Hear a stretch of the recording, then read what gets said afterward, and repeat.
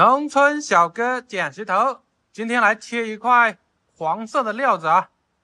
这里有破口啊，里面的花纹也是黄色，我们给它打湿看一下啊。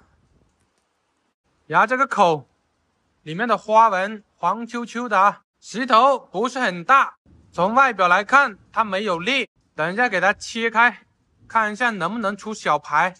因为这种花纹做牌子，主要就是欣赏里面的花纹嘛。好，我们给它切开看一下啊。好，我们的石头刚给它切了一刀啊，然后这边漏了一点红色的表现啊，没有直接把它切断的，留一点悬念，跟大家一起来感受一下美食的一瞬间啊。好，我们来打开看一下。来了喂，刚才一刀下去，美食的一瞬间啊，哇塞！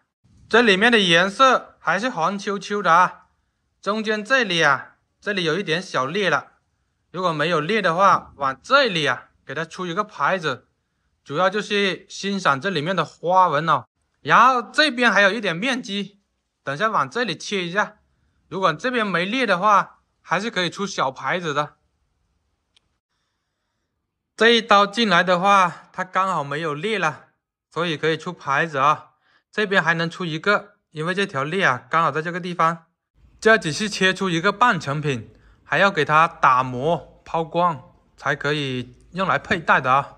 打个灯看一下啊，有透光。它这种上面有花纹，所以透光它不能很大的，有些呢只能说它有透光。好，如果你也喜欢石头，请关注小哥了，感谢你收看小哥的视频啊。